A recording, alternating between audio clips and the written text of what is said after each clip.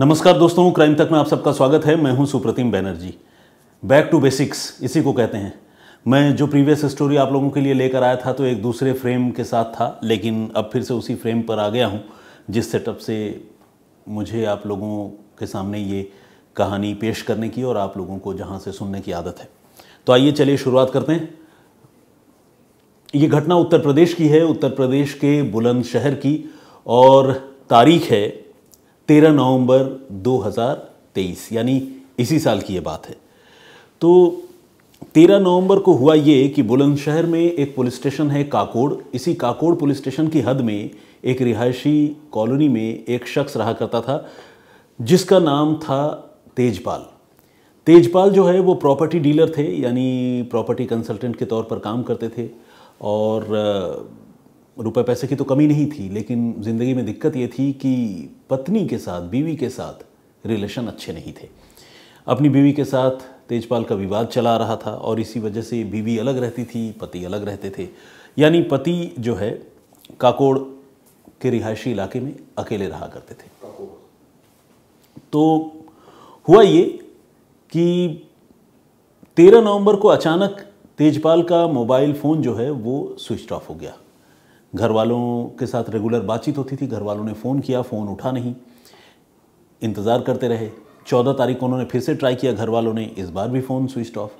अब वो थोड़े से परेशान हुए, उन्हें लगा कि शायद कहीं बिज़ी होंगे या कहीं बाहर चले गए होंगे। तमाम तरह की बातें इंसान सोचता है, कई बार नेगेटिव थॉट्स भी आते हैं माइंड में, पॉजिटिव भी आते हैं। तो घर वाले इंतज़ार करते रहे। फिर 15 तारीख को ट्राई किया, 15 तारीख को भी फ़ोन जो है वो नॉट रीचेबल ही आ रहा था। अब घर वाले सही मायने में परेशान हुए। वो फिर सीधे पहुंचे काकोड़, और काकोड़ में जहां पर उनका घर था वहां उन्होंने जाकर पता करने का फ़ैसला किया।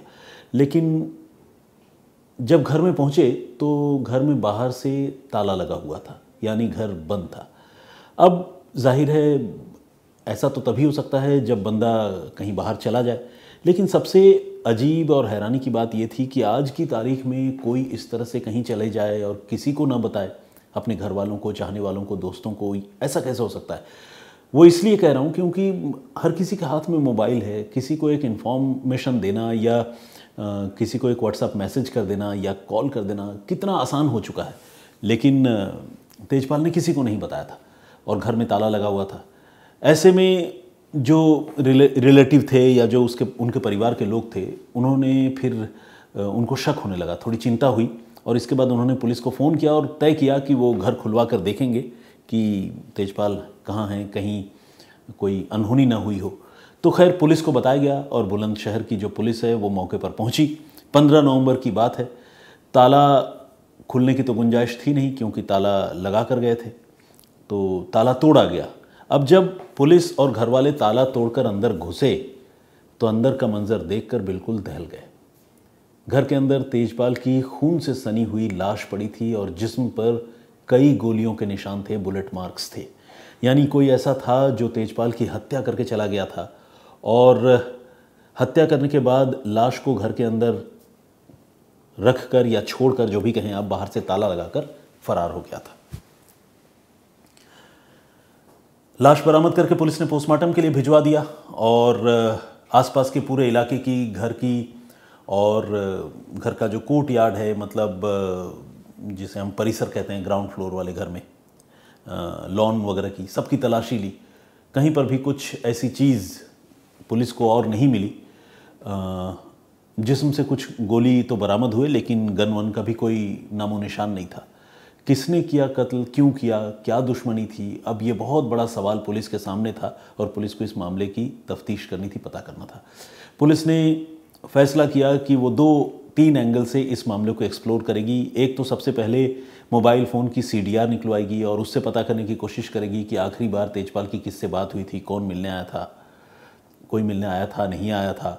और CCTV फुटेज के ज़रिए पुलिस ये पता करेगी कि क्या घर के आसपास तेजपाल के घर आते जाते हुए कोई कैमरे में कैद हुआ है या नहीं हुआ है। और तीसरा जो तरीका या एंगल पुलिस ने सोचा था वो ये सोचा था कि तेजपाल की किससे दोस्ती है, किससे दुश्मनी है, इसके बारे में पुलिस पता करेगी और फिर इन पॉइंट्स को एक्सप्लोर करके इस केस को पुलिस सॉल्व करेगी।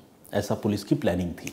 इस प्लानिंग के मुताबिक पुलिस ने जब सीसीटीवी फुटेज एक्सप्लोर करने का फैसला किया तो पुलिस को झटका लगा, क्योंकि तेजपाल के घर के आसपास, खासकर जिस जगह पर घर है वहाँ पर कोई सीसीटीवी कैमरा लगा नहीं है। तो ऐसे में कातिल अपना काम करके चले गए और सीसीटीवी कैमरे में उनकी तस्वीर कैद नहीं हुई। इलाके में या मोहल्ले में जो कैमरे लगे हुए थे वहाँ कहीं ना कहीं तस्वीरें कैद हुई होंगी, लेकिन ऐसे ही रैंडमली कैसे किसी को पकड़ा जाए या कैसे किसी को आइडेंटिफाई किया जाए कौन कातिल है कौन नहीं है, ये काम अपने आप में बहुत मुश्किल था। मोबाइल फ़ोन की सीडीआर तो खैर पुलिस ने निकलवाई ही, और पुलिस ये जानने समझने की कोशिश करने लगी कि किन किन से तेजपाल की बात होती थी, किन के साथ उठना बैठना था। तो इस तरह से उनके बारे में जब मैनुअली पुलिसिंग करके, यानी पर्सनलाइज्ड तरीके से मुखबिरों के सहारे, आसपास के लोगों के सहारे, नाते रिश्तेदारों के सहारे पुलिस ने जब जानकारी जुटाई तो कुछ एक लोगों के नाम सरफेस हुए, कुछ एक लोगों के नाम सामने आए जिनसे तेजपाल का मिलना जुलना और उठना बैठना था। और इनमें दो लोग थे, एक था दीप सिंह और एक था बबली उर्फ बलराज। ये लोग भी प्रॉपर्टी के कारोबार से जुड़े हुए थे, लेकिन इनका थोड़ा सा क्रिमिनल बैकग्राउंड भी था। तो इन दोनों के बारे में जब पुलिस को जानकारी मिली, पुलिस को पता चला, तो पुलिस ने इन दोनों को पूछताछ के लिए बुलाया। इनसे पूछताछ शुरू हुई और जैसा कि मैं हर स्टोरी में आपको बताता हूँ, इन लोगों ने पुलिस को घुमाने की और इधर उधर की कहानियाँ सुनाने की पूरी कोशिश की, लेकिन आखिरकार इनको सच कबूल करना पड़ा। पुलिस ने जब इनसे साइकोलॉजिकली इनको ट्रीट किया और सस्टेन्ड इंटरोगेट किया, सस्टेन्ड तरीके से, तो फिर ये लोग टूट गए और इन्होंने माना कि उन्होंने ही तेजपाल की हत्या कर दी थी और वो दिन था 13 नवंबर का। अब सवाल ये था कि तेजपाल के साथ जिनका उठना बैठना था, और जाहिर है भाई वो उनके जानकार होंगे, दोस्त होंगे, मिलने वाले होंगे, ऐसा इंसान किसी दूसरे इंसान की हत्या क्यों कर देगा? मतलब मोटिव क्या हो सकता है? पुलिस ये जानना चाहती थी। तो जब पुलिस ने इन दोनों से कत्ल की वजह पूछी तो इन्होंने जो कहानी सुनाई, उस कहानी को सुनकर एक बार की पुलिस वाले तो चौंक गए ही, तेजपाल के पूरे परिवार के पैरों तले और ख़ासकर तेजपाल की बीवी बबीता के पैरों तले ज़मीन खिसक गई। ऐसा क्यों हुआ? ऐसी क्या कहानी थी? आइए आपको बताता हूँ। जैसा कि मैंने आपको पहले ही बताया था, तेजपाल का अपनी पत्नी बबीता के साथ विवाद चला आ रहा था। दोनों में बनती नहीं थी, दोनों अलग अलग रहते थे और विवाद के पीछे भी कुछ प्रॉपर्टी ही थी, यानी प्रॉपर्टी को लेकर ही हस्बैंड वाइफ में डिस्प्यूट था। ये भी अपने आप में एक अजीब बात है। आमतौर पर हस्बैंड वाइफ साथ ही रहते हैं और कोई भी प्रॉपर्टी ऑब्वियसली दोनों की होती है, दोनों उसको एंजॉय करते हैं, या बेचना होता है तो दोनों कॉमन डिसीजन लेते हैं। लेकिन यहाँ बीवी के साथ ही तेजपाल का प्रॉपर्टी को लेकर विवाद था और बीवी अलग रहती थी। और वक्त के साथ पति पत्नी के बीच में तल्खी लगातार बढ़ती जा रही थी और तल्खी इतनी बढ़ी कि तेजपाल ने एक बड़ा फैसला किया। तेजपाल ने यह तय किया कि प्रॉपर्टी के इस झमेले से मुक्ति पाने के लिए वो अपनी बीवी बबीता का कत्ल करा देगा, उसकी हत्या करा देगा। और इसी प्लानिंग के तहत उसने अपने दो खास लोग, दीप सिंह और बबली, जिनका मैंने नाम लिया, उनको एक दिन घर में बुलाया और घर में बुलाने के बाद उनको अपने दिल की बात बताई। वो पहले तो रिलक्टेंट थे, तैयार नहीं हुए, लेकिन तेजपाल ने कहा कि अगर कत्ल कर दोगे तो 6 लाख रुपए दूंगा, यानी तुम दोनों को 3-3 लाख रुपए मिलेंगे और बहुत इजी मनी है, एक गोली मारनी है, मेरी बीवी की हत्या करनी है। 6 लाख रुपए सुनकर इनके मुंह से लार टपकने लगा। इनको लगा कि नहीं, काम तो कर ही देना चाहिए, कत्ल करना चाहिए। फिर ये राज़ी हो गए। तेजपाल बड़ा ही शातिर था, अपने बीवी की हत्या की साजिश तो खैर उसने रची ही, कैश लेकर भी बैठा हुआ था। 3 लाख रुपए हाथों हाथ उन्होंने बबली को और दीप सिंह को, यानी बलराज और दीप सिंह को 3 लाख रुपए हाथों हाथ दे दिए एडवांस के तौर पर, और कहा कि बाकी 3 लाख रुपए जैसे ही तुम मेरी बीवी का कत्ल कर दोगे, हम वो 3 लाख रुपए तुम्हें, बाकी के 3 लाख रुपए भी चुका देंगे। अब इन्हें काम करना था। काम करने के लिए ये पहुंचे उस मोहल्ले में, उस जगह पर जहां बबीता रहती थी, यानी तेजपाल की बीवी। कत्ल करने से पहले इन्होंने रेकी करने का फैसला किया, जिस तरह से प्रोफेशनल किलर्स या क्रिमिनल करते हैं। रेकी जब करने गए तो उनको झटका लगा। झटका ये लगा कि जिस मकान में बबीता रहती थी, उस मकान में भी और उसके आसपास के पूरे इलाके में कई सीसीटीवी कैमरे लगे हुए थे। अब इन दोनों को ये समझ में नहीं आ रहा था कि भाई वो बबीता की हत्या करे तो कैसे करे, क्योंकि घर में घुसकर अगर मारते हैं या घर के आसपास अगर हिट करते हैं तो सीसीटीवी कैमरे में सब कुछ कैद हो जाएगा। तो उनको लगा कि ये काम बहुत मुश्किल है। और बबीता आमतौर पर ऐसा भी नहीं है कि कोई वर्किंग लेडी है, रोज़ कहीं आना जाना है तो कहीं पीछा करके कुछ करें। तो कातिल जो है उन्होंने अपना इरादा टाल दिया। उन्होंने कहा कि नहीं, बबीता की हम हत्या नहीं कर पाएंगे और ये काम नहीं हो पाएगा।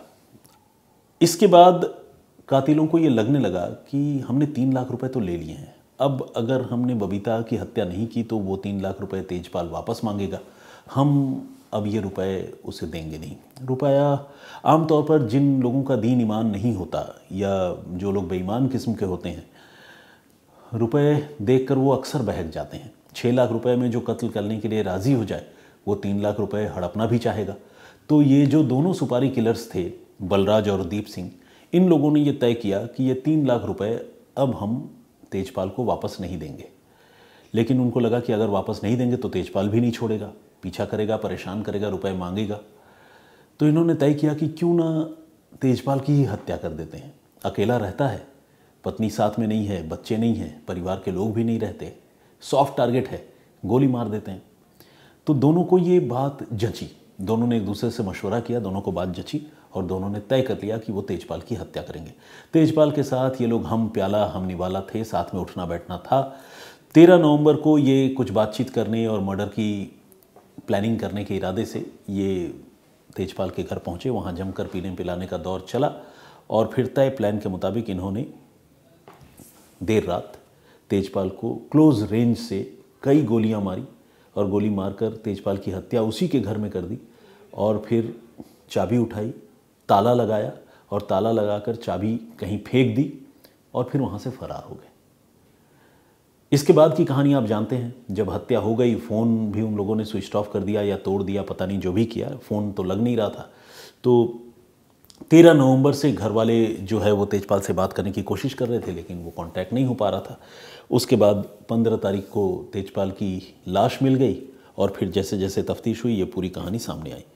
पुलिस ने इन कातिलों के कब्ज़े से और उनकी निशानदेही से वो कंट्री मेड पिस्टल भी बरामद कर लिया जिससे मर्डर हुआ, और साथ ही बाइक पुलिस ने रिकवर की।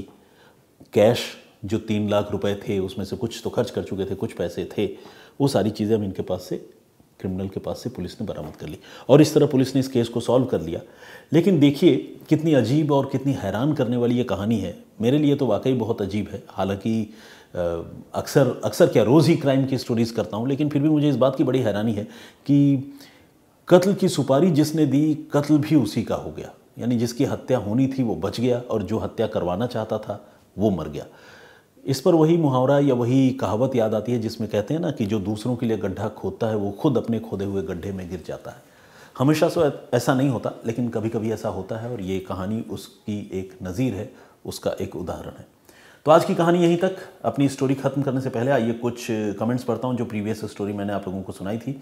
आप लोगों को मैंने बताया था कि एक महिला की हत्या हुई और मेरठ में, और हत्या के पीछे बड़ी चौंकाने वाली कहानी थी और उसकी लाश जो है घर से निकली। वो महिला अपने घर से झूठ बोलकर निकली थी, लेकिन उसकी लाश झाड़ियों में पड़ी हुई मिली थी।